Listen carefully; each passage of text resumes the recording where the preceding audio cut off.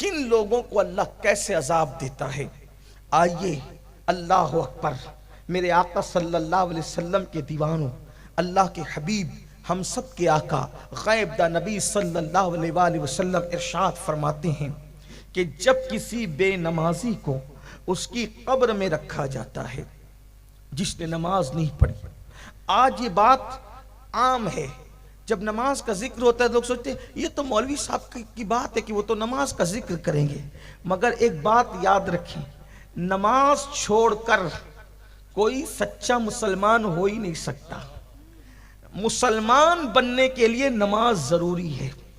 حضور اکرم صلی اللہ علیہ وآلہ وسلم کے صحابہ کہتے تھے کہ ہم نبی کے دور میں مسلمانوں کو نماز سے پہچانتے تھے کہ جو نماز پڑھتا ہے وہ مسلمان ہے، جو نماز نہیں پڑھتا وہ مسلمان نہیں ہے۔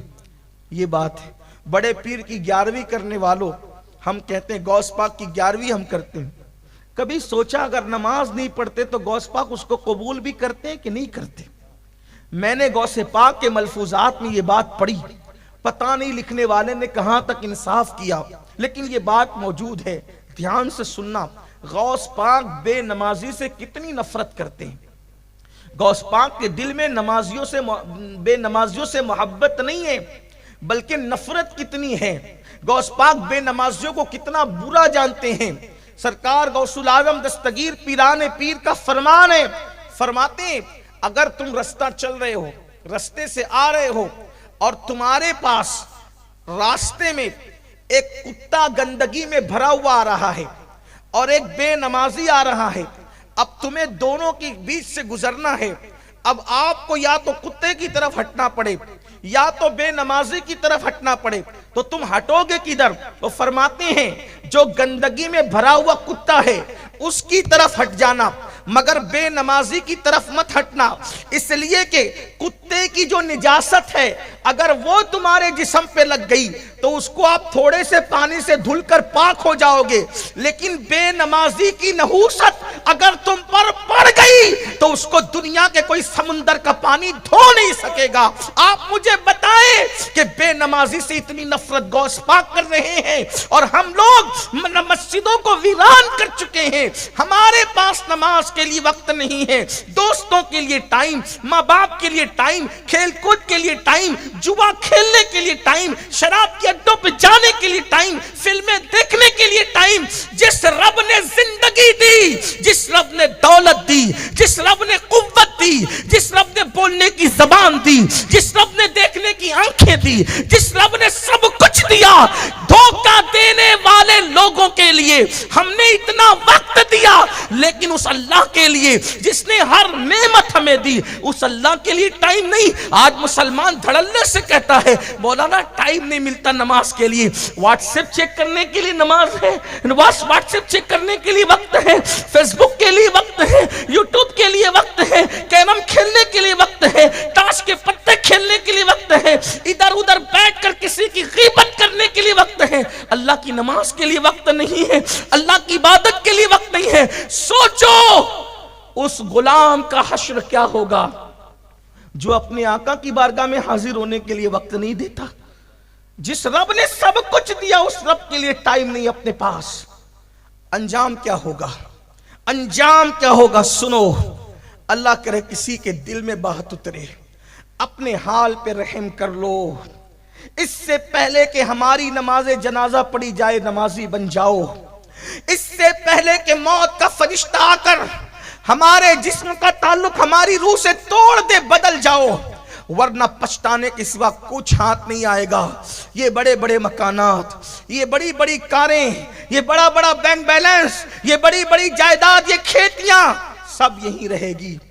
کفن میں کچھ نہیں لے جانا ہے اعمال کے سوا، جو کفن میں لے جانا ہے اس کے لیے ٹائم نہیں، جو یہاں پڑی رہ جانا ہے اس کے لیے رات دن محنت، جھوٹ بول بول کے مال کما رہے ہیں، ناپ تول میں کمیاں کر رہے ہیں، لاٹریاں کھیل رہے ہیں، جوا کھیل رہے ہیں، سود کھا رہے ہیں، جو سب چھوڑ کر جانا ہے اس کے لیے رات دن محنت، جو قبر میں لے جانا ہے اس کے لیے کوئی محنت نہیں۔ تو اپنے سچے نبی نے فرمایا، میری ماں اور بہنوں کی بھی خاص توجہ، یہ بات صرف مردوں کے لیے نہیں ہے، یہ عورتوں کے لیے، ہر انسان کے لیے ہے۔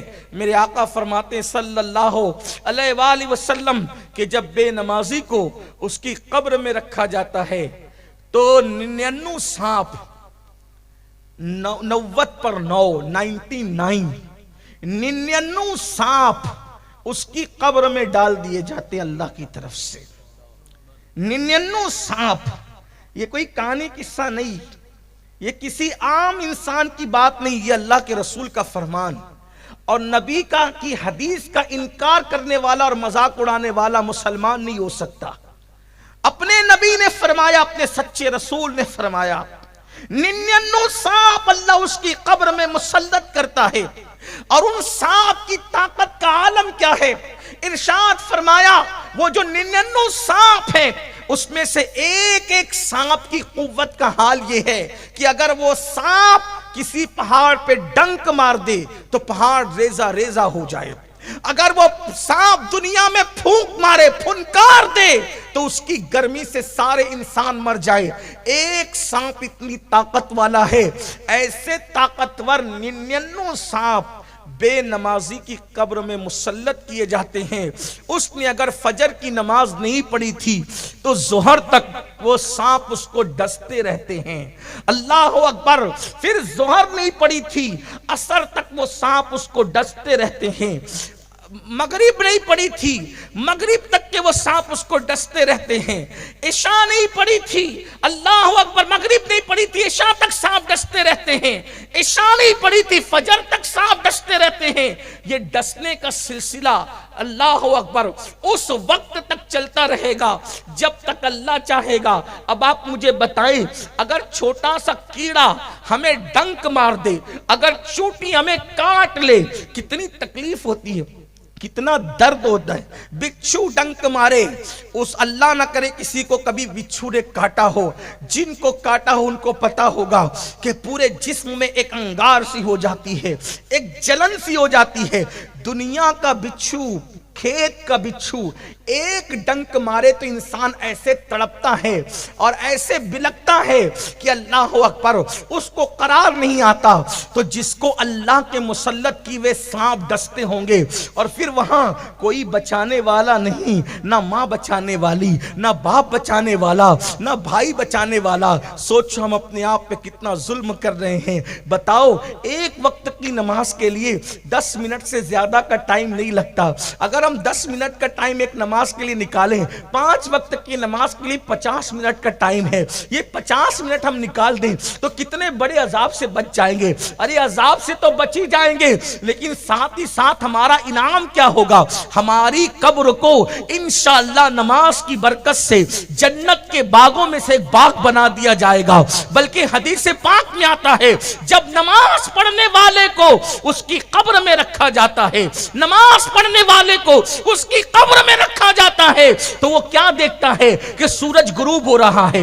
ہر بندے کو جب قبر میں رکھا جاتا ہے تو کیا دیکھتا ہے کہ وہ سورج غروب ہو رہا ہے، یعنی عصر کا وقت ہوتا ہے۔ تو وہ جو نمازی ہوتا ہے وہ کہتا ہے فرشتوں سے ہٹو ہٹو، ابھی میں نے عصر کی نماز نہیں پڑھی ہے، کیونکہ اس کو نماز کی عادت ہوتی ہے۔ وہ کہتے ہیں بعد میں باتیں ہوگی، پہلے مجھے عصر کی نماز پڑھ لینے دو، میری نماز جاتی ہے۔ اور فرشتوں کو اللہ کہے گا اب پوچھتے کیا ہو، دیکھتے نہیں کہ میرا بندہ میرا کتنا وفادار ہے، اس لیے اس کے لیے جنت کا بستر لگا دیا جائے، اور اس بندے کے لیے جنت کا بستر لگا دیا جاتا ہے۔ اور اس بندے کے لیے جب جنت کا بستر لگتا ہے تو وہ دیکھتا ہے کہ ایک دلہن اس کی قبر میں موجود ہے، ایک دلہن اس کی قبر میں موجود ہے۔ بھائی چھوڑ کر چلے گئے، وہ بچے چھوڑ کر چلے گئے، دوست چھوڑ کے چلے گئے، احباب چھوڑ کے چلے گئے، سب چھوڑ کر چلے گئے۔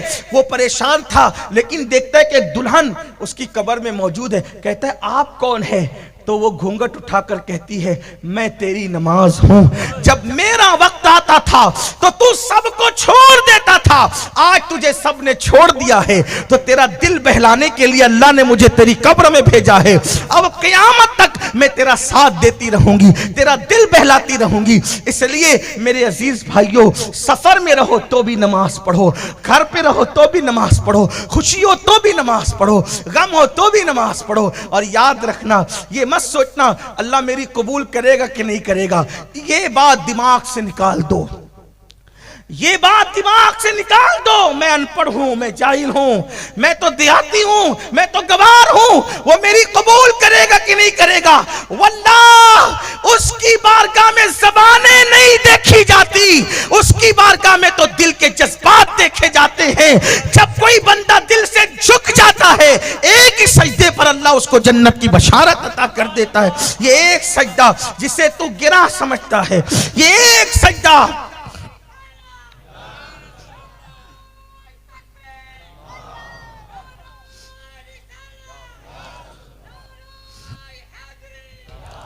یہ ایک سجدہ جسے تو گرا سمجھتا ہے، ہزار سجدوں سے دیتا ہے آدمی کو نجات۔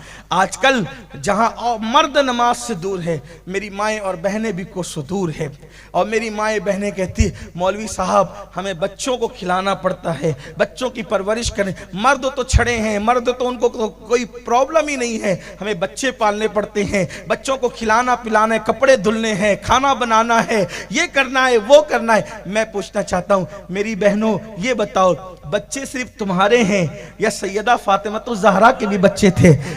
چھوٹی سی عمر میں، اتنی چھوٹی سی عمر تھی، چھوٹی سی عمر میں اللہ نے 5-6 بچوں سے نوازا تھا، ہر بچے کی خدمت کرتی تھی، لیکن کبھی نماز نہیں چھوٹتی تھی۔ بلکہ آپ کو بتاؤں، اللہ اکبر، آج تو گھر گھر جو ہے وہ نل بنے ہوئے ہیں، نلوں میں پانی آتا ہے، قریب قریب کنویں ہیں، اور پھر آٹا بھی چھوٹے چھوٹے دیہاتوں میں، بلکہ آج تو فقیروں کے یہاں جو بھیک مانگتے ہیں ان کے یہاں بھی آٹا پیس کر کے آتا ہے، فقیر کی بیوی کو بھی آٹا پیسنا نہیں پڑتا ہے نا۔ لیکن اللہ اکبر، سیدہ فاطمہ اپنے ہاتھوں سے چکی چلاتی تھی، اپنے ہاتھوں، کتنی مصروف زندگی تھی، اپنے ہاتھوں سے چکی۔ اتنے بڑے مالدار باپ کی بیٹی کہ ان کے بابا سے زیادہ مالدار کوئی نہیں تھا۔ لوگ کہتے ہیں کہ مالدار باپ کی بیٹیاں بڑے عیش پرست ہوتی ہے، لیکن میں کہتا ہوں سب ایسی نہیں ہوتی۔ واللہ سیدہ فاطمہ کے بابا سے بڑا مالدار کوئی ہو نہیں سکتا، کیونکہ کسی کا باپ کھیت کا مالک، کسی کا باپ زمین کا مالک، کسی کا باپ گاؤں کا مالک، کسی کا باپ جاگیر کا مالک۔ سیدہ فاطمہ کے بابا وہ تھے جسے اللہ نے آسمان سے لے کے زمین تک کے ہر چیز کا مالک بنایا تھا، حتیٰ کہ اللہ نے انہیں جنت کا مالک بنا دیا تھا۔ خالق کل نے آپ کو مالک کل بنا دیا، دونوں جہاں ہیں آپ کے قبضہ و اختیار میں۔ نعرہ تکبیر، ایسے نعرہ رسالت، نعرہ رسالت، محفل مصطفیٰ۔ ایسے مالدار باپ کی بیٹی، ایسے مالدار باپ کی بیٹی، ایسے دولت مند باپ کی بیٹی، جس کے بارے میں میرے امام نے کہا آسماں خان، زمین خان، زمانہ مہمان، صاحب خانہ لقب کس کا ہے تیرا تیرا۔ جس کو بھی بھیک ملی ان کے در سے ملی، جس کو بھی جو نعمت ملی اس کے در سے ملی۔ خلق کے حاکم ہو تم، رزق کے قاسم ہو تم سے ملا جو ملا تم پہ کروڑوں درود۔ فرشتے جس کے دروازے پہ دامن بھریں، انبیاء جس کے دروازے پر نعمتیں پائیں، اللہ اکبر، وہ میرے نبی کی چوکھٹ ہے۔ اللہ اندازہ تو کریں، اتنے مالدار باپ کی بیٹی ہے، ہاتھ سے چکی چلاتی۔ سرکار مولا کائنات فرماتے ہیں فاطمہ کو چکی چلاتے چلاتے ہاتھوں میں گٹے پڑ گئے، ہاتھوں میں چھالے پڑ گئے تھے، چھالے گٹے پڑ گئے تھے، اور فرماتے ہیں جب پانی بھر کر اپنی پیٹھ پر مشکیزہ رکھ کر لاتی تھی تو پانی پیٹھ پر رکھ کر لانے کی وجہ سے پیٹھ پر مشکیزے کے کالے نشان پڑ گئے تھے۔ یہ تھی ان کی زندگی، اور حال کیا تھا؟ نماز تو نماز ہے، فرض تو فرض ہے، واجبات تو واجبات ہیں، تہجد ہو یا رات کی عبادت ہو۔ حالت یہ تھی کہ جب عشاء کی نماز کے بعد نفل نماز شروع کرتی، ایک ہی سجدے میں پوری رات گزار دیتی، ایک ہی سجدے۔ اور جب صبح ہوتی نماز جلدی سے مکمل کرتی، اور صبح ہوتی تو کہتی اللہ تو نے رات اتنی چھوٹی بنائی، اتنی چھوٹی تو نے رات بنائی کہ فاطمہ دل کھول کے سجدہ نہ کر سکے، کوئی رات ایسی بڑی دے دے کہ فاطمہ دل کھول کر دل کے ارمانوں کے ساتھ سجدہ کر لے۔ سیدہ فاطمہ کو عبادت کے لیے رات چھوٹی پڑتی تھی، اور میری ماں اور بہنوں کو فلمیں دیکھنے کے لیے۔ اور سیریل دیکھنے کے لیے رات چھوٹی پڑتی ہے، رت جگہوں میں ناچنے کے لیے رات چھوٹی پڑتی ہے، بے پردہ گھومنے کے لیے رات چھوٹی پڑتی ہے۔ آپ غور تو کریں، ہم جہنم خرید رہے ہیں۔